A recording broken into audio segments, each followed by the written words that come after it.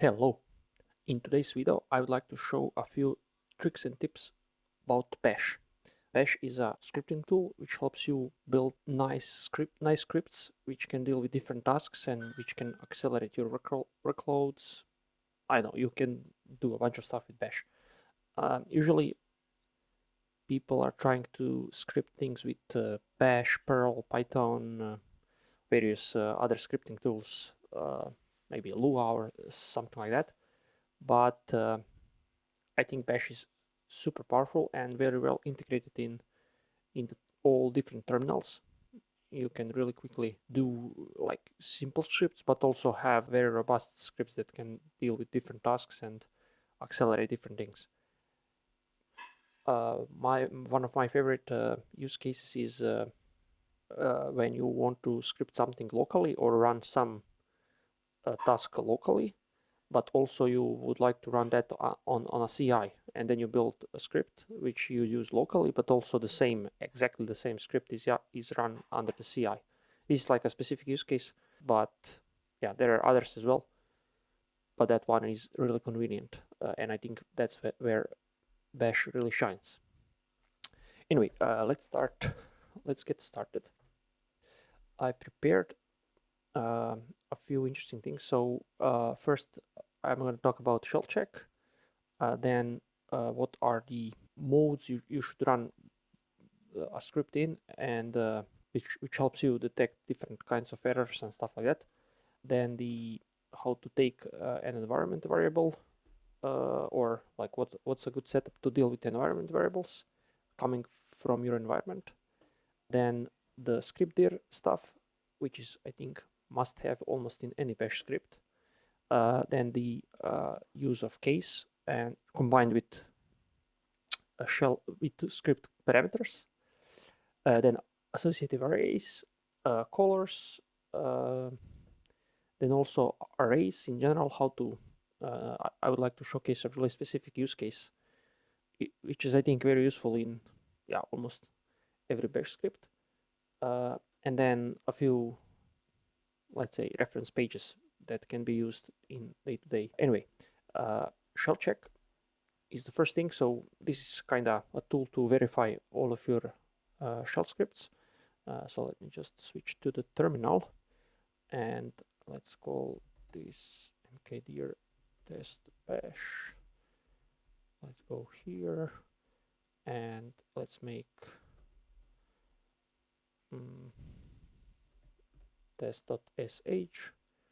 I'll also open tmax. Here I'll have test bash, and in the other terminal I'll run the same thing. So chmod to make the script executable. Test, nothing happens here, but here I have to specify. If you know Bash, you are probably familiar with these things. This will just run Bash when you execute this script. Echo hello, just to verify that everything is working. Yes, that's amazing. So okay, we have a Bash script, and let's say that we want to do shell check on that script. So shell check is another binary which helps you verify the script. I have Ubuntu system here, so you install Shellcheck by running sudo apt install Shellcheck on your system. I already have it installed on your system. Shellcheck should be installed in similar way or throughout some other package manager or whatever is the way of installing stuff. Yeah, to run Bash you need a system that runs Bash, usually Linux or macOS. On Windows you can use these MinGV and stuff like that environments where you can run Bash. It's relatively easy to set up, so shouldn't be big of a problem. Okay, now we have Shellcheck, and let's run Shellcheck test. So at the moment everything is correct. So let's make some something which won't be correct. I think the best example is if I do, for example, if I just print the first argument, so that, yeah, usually that's the most common thing that I forget when I code. It's not that critical, but sometimes it can save you. So now it's working, and if I run, I get empty because I didn't provide any argument. If I put here help, yeah, it prints help. That's all fine. So anyway, that's Shellcheck. I will rerun Shellcheck probably a few times throughout this video. So let's move on. That was quick Shellcheck example. The second thing are these flags, let's say, or options to put into a bash script that will detect errors and help you figure out what has gone wrong. So usually you should put that in front of your script. So for example, stuff like this. So set -e, -u, -x, -o pipe fail. You can do this or this, like any of these will work. And then what does that do? So if you put -e, in short, that should quit the script as soon as you reach some kind of an error. So usually bash will just continue execution if you have an error. It will just move on with execution, which sometimes it's not desirable. So -e is okay to set because you want to quit the execution as soon as there is some error. -x will print all your commands in the terminal, so that's useful, but it's very verbose, so you should probably like put that there when you are developing, but remove that when you use the bash in production. You should actually remove the -x, I think. -u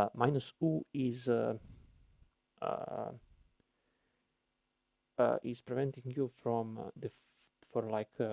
for using undefined variables and stuff like this. So this is a perfect example where it can save you, because full name here doesn't have first name. First name is not defined, and this is usually this in without -u. This will I should probably make it a bit bigger. Without -u, the first name here will be empty, so it will just work. The script will work, but you actually don't have a value. -o is to I mean, stop the execution if you have these is setting prevents errors in pipeline from being masked. So when you have like a command, like a more complex command and pipe, then these if you have an error, that can be masked and not noticed. So this is also helpful to put there. Usually I just put this into a script, a bash script. Usually I just put this, so this will now print everything, and u is set, and for example, let's test what's gonna happen now with this echo help. That works. As you can see, also plus echo is actually command that gets executed. If I put here, I think this should fail. Yeah, because $1 is not defined variable, so this actually crashed, which is correct in this case. So yeah, I advise you to use these things often, because it will help you prevent a bunch of errors, and I think your life is going to be easier if you set something like this. What's also possible, sometimes you don't need all this, or sometimes you want something quick and dirty. You can do just like this without anything. Your script will work in most of the cases. You won't have issues. Or you can also put, for example, -e here. That has exactly the same. This is like a argument to bash. This has exactly the same effect. let's just test. So this is okay because E is preventing the errors. This is not an error, but if I put U here, that should be it. Yeah.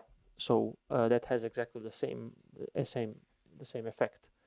But yeah, I'll leave it like this because in this case, yeah, for example, now I'll leave X here, but we can also remove X. Yeah, let's remove X. Just have this. This is kind of setup for the production environment. Okay, unbound variable. Yeah. Well, yeah, that works. Okay. The next thing is, so there is more stuff here to mention, but yeah, let's not go into details. I'll put a link here.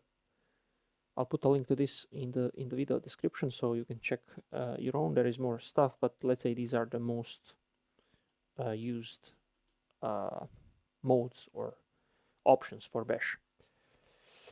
Okay, then what is also useful are environment variable and default values. So here is just an example. So I'll just copy paste this. Let's try that out. So if you want to take something from an environment, you can do like this. So you have foo, and then let's say tmp var 1, and the default so this here exactly is the default value if that's not present. So let's use now foo here. So without a variable, you should get a default printed out on the screen. So as you can see, that's the case. So default is printed, which is amazing. But if I define, so tmp var 1 equals test sh, that will actually print test. So this is taken from the environment. You can also export that variable, and then when you run the script will actually detect the value. And this is very useful to pass some values to, for example, to pass some tokens or pass some configuration values to the script. It's I think very useful to read that from the environment, and this is the way to go. You usually have some default value, and then if you define something else, you can read that without a problem. Okay, that was quick. So then next one is scriptdir. So that's also an interesting thing. So I'll just copy paste here. I usually copy paste that from somewhere because it's I mean, it's not that complex, but it's also a bit longer, so it works. So basically what this does is if you run your script from any folder, you can actually get here what's the folder within the script, within which the script actually is, and that's useful. For example, let's do the following. I'll just comment this because we don't need that environment variable, and let's print here working directory. So pwd, that stands for print working directory. So if I go to execute the script now, this is kinda, I think that has to be done like this, if I'm not wrong. Yeah, so my working directory now is home mg workspace tmp test bash, which is fine. But if I go one level above and then run test bash test, now my working directory is something else. But I can still run the script from that directory. And usually if you want to reference some other files from, or some other scripts from this script, you need kind of reference point. And then the reference point is usually scriptdir. So you can say, let's say parent dir equals to let's do like this. So script dir slash dot dot, that will give me a parent dir, and then we can reference something from the parent dir. So for example, I won't have an example now, but let's say some other script, or you can, I don't know, you can do various things or in that pattern. And if I run this will actually print. So it will always give me test bash directory, and then this is actually parent dir, and that will always be the same. So no matter from where I execute this, so for example, if I go level above, I type tmp test bash and test sh, that will again be the same. So it doesn't matter from which folder I actually execute the script, that folder will be exactly the same. And you have a reference point, and then you can reference other stuff. I will maybe throughout this video I will get to there, but usually all slightly more serious bash scripts that I do have these three lines. So first, the execution pattern, so that you run so that you run bash if you just run that script, the options to run bash, and the script dir, so that actually you can reference that directory and other scripts around in a relative way. Okay. Parent dir, no, I'll just do script dir. Yeah, let's make it like this. Boom. Okay, so that was the script dir. Hopefully you get that. Maybe I will have some better example throughout the video, but yeah, more or less that's it. Then the case statements. So I'll combine this with command line arguments as well. So script, let's keep the scripts here. But let's say you want to parse command arguments and do something with them. So you can do that by doing if statements, but you can also have the switch statement, or like switch case statement, however that's called in the language. Here, let's say if I want to do one in, now I have some auto completion here which I don't want, but let's say that one is, let's say, help. That will give me echo help. I won't write. Okay, actually, if we do 0, that will print the script name, and then we can do help. And this is kind of like an example of how to use the script. Usually, when you print help, you should exit script with 1, which is a non-successful case, because if you run script with help, you want that to fail, because you don't want that to actually succeed in your continuous integration environment or something. So usually help is done by just exiting at the end. Yeah, maybe I can actually do a simple function here. In Bash, you can also do functions like this. There is multiple syntax how to do the function, but let's do like this now here.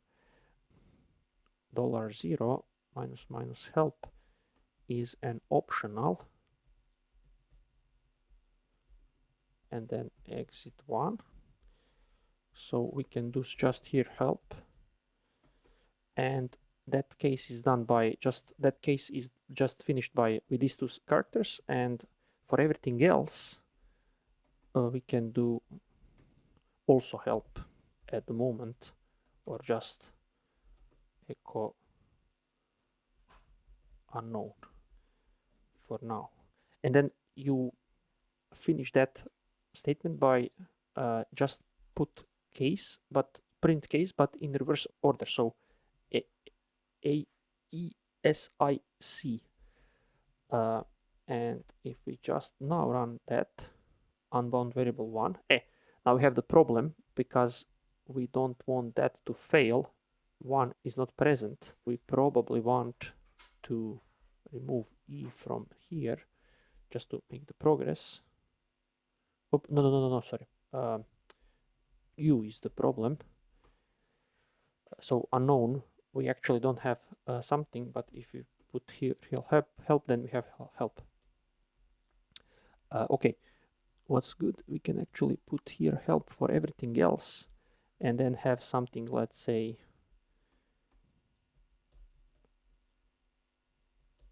script dir, and then move script dir here. Just for the sake of example, that will print the script dir if I put the script, if I print the script there. So if I do this, that will print help. If I print help, that will also print help, which is okay. And then script dir, that will print actually the script dir. Nice example. Oh, shell check. Let's do shell check. Shell check test. All good. That was it about the case. You can also, I'll put you back here, but in that case we need to run with that. Okay, that was case. One more thing. So with these command line arguments, let's say that we have a script there, and then if you do here, for example, shift 1, that will actually shift one program argument out of the whole thing. So if you echo here again 1, that will actually print another, the second argument. So let's do like this. Again, unbound variable, but if we put here blah, that will actually print blah, the other argument. So when you process, by doing that, you can actually nest different statements. So you can, just shift that and use always $1 to access the next argument. You can also use if statements here. You can usually, in bash scripts, you build your own custom, let's say, flag set, and just by combining if and case statement and shifting stuff, and there are various examples. You can check out the Memgraph code to actually figure out a bunch of examples for that. Okay, we don't need this, we remove this, let's move on. That was the case statement. Now arrays. So associative arrays, this is kind of like a dictionary, just in bash. So to do that, you need, I think both syntaxes are working.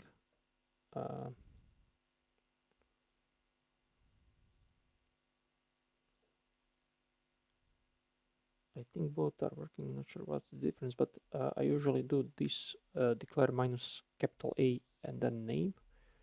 I'm using the wrong. So declare dict, for example, and then dict, I know A has a value of 1,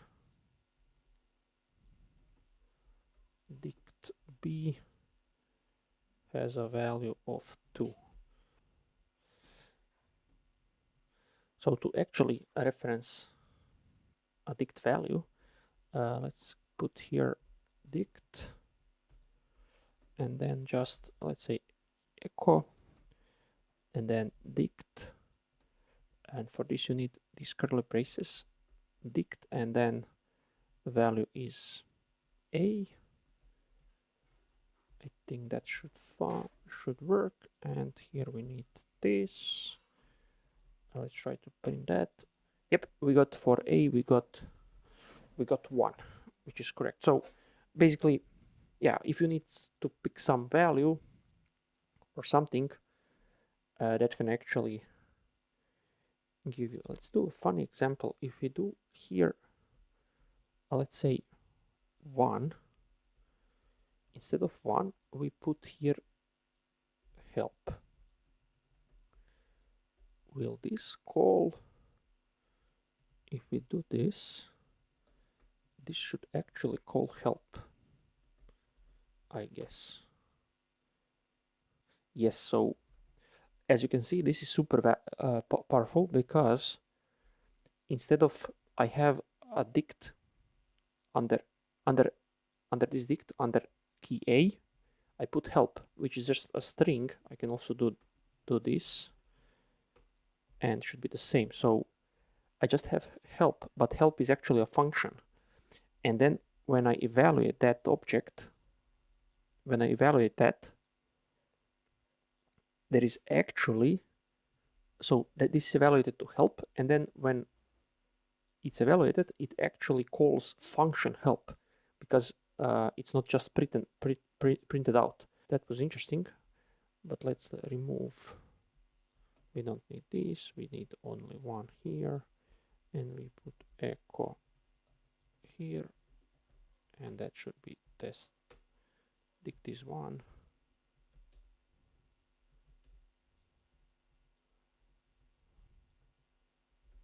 Script here, and for everything else, on one variable minus help. That's fine. Okay, that's the script. Perfect. The next things are colors.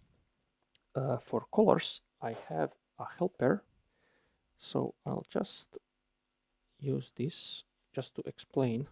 So this page here has a bunch of stuff about colors, so you can do various things, and it's not that simple. I mean, it's not that complex, but it has a bunch of different options. But what I usually do is the following. So I took that from, again, Memgraph, one of Memgraph scripts. So usually at the top of the script, I paste this thing. So I have color orange, color green, color red, and color null. To print colors, we should actually do another argument here, and then echo. But now for this we need echo minus e, which stands for expand or something. So if you have characters like \t, tabs and stuff, you need this e to actually expand that. And I think color, let's say orange, this is in orange.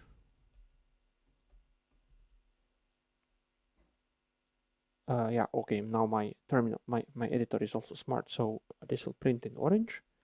And if I do color now, this is regular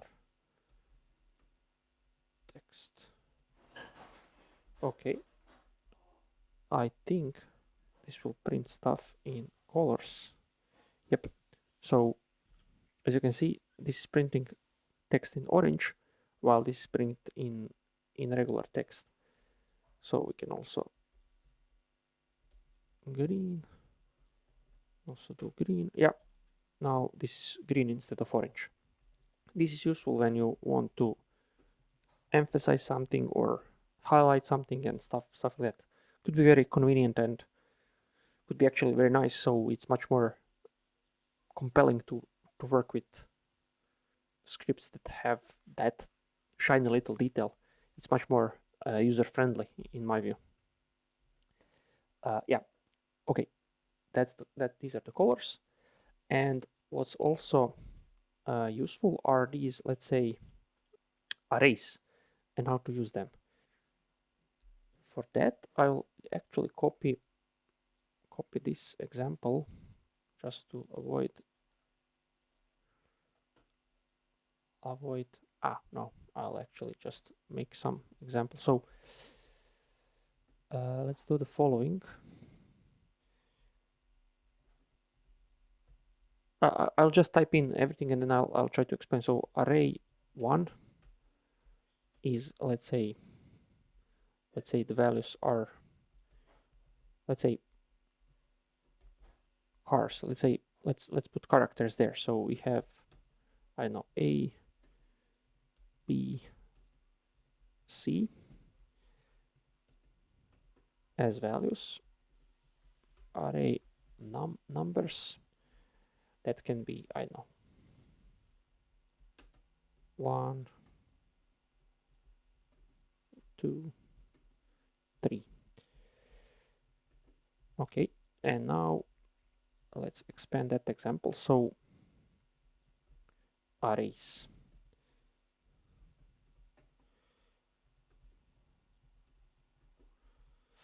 And now I'll just copy this because to not do something in a wrong way. So let's get back to the useful thing. So array cars. array cars. This will actually print, so that's a for statement car, for statement for car in this array. Do something is done by done.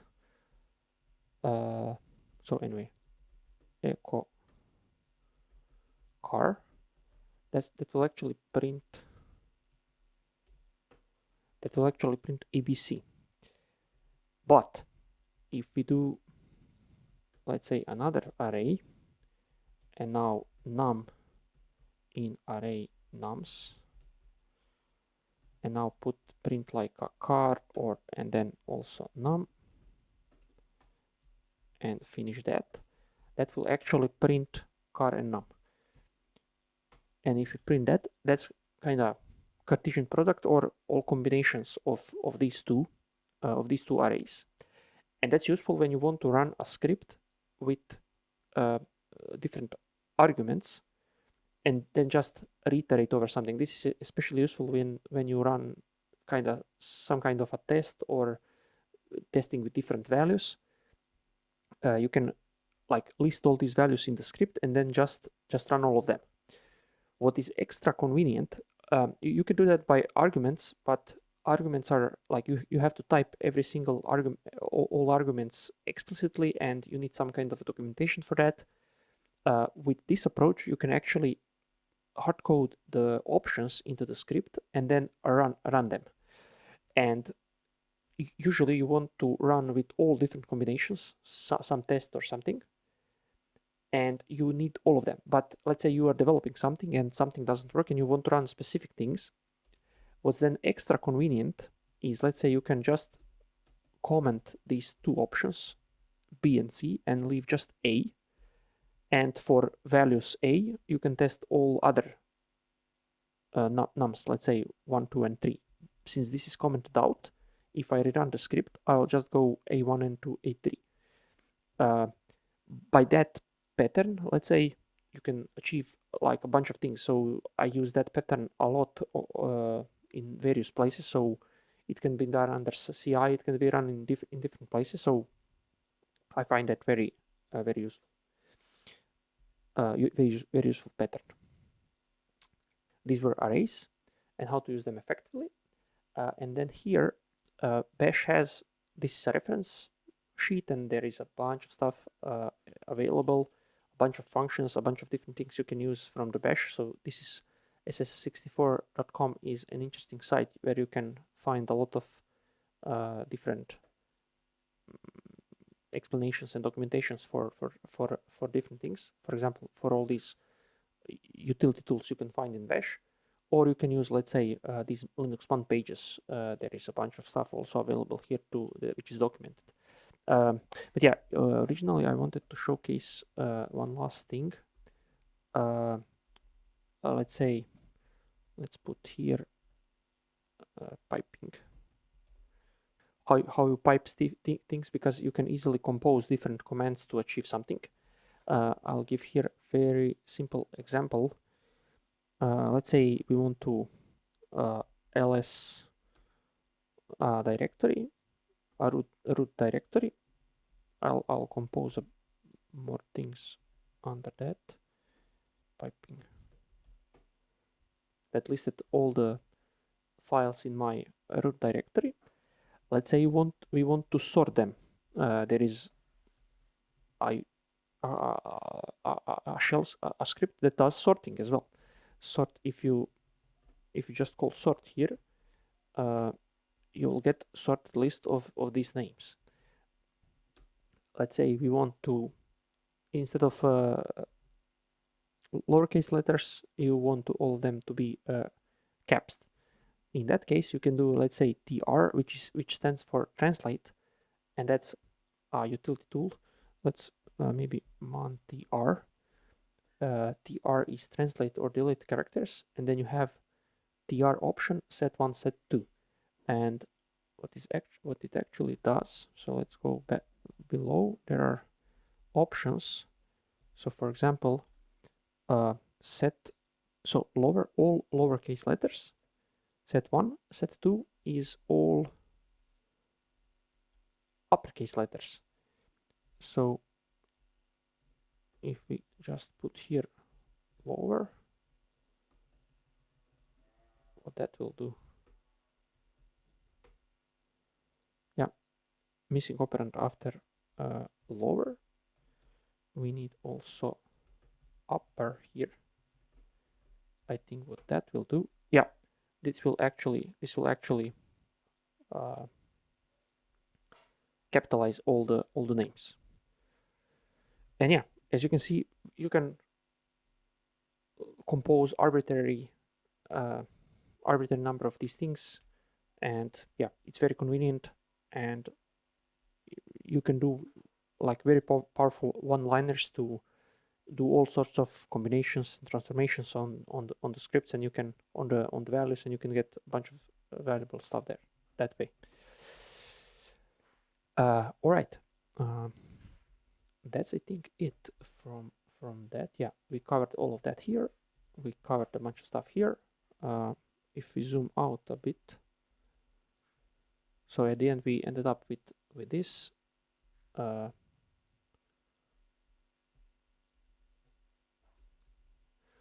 And yeah, that's it. Hopefully this was useful. Probably there is much more. Let me know if you want me to showcase anything else. The Bash and Linux has a bunch of stuff available, so if you have specific questions, let me know in the comments below. Yeah, I will put these links in the video description, so you can check them. As always, like, share, subscribe, and yeah, see you next time. Bye bye.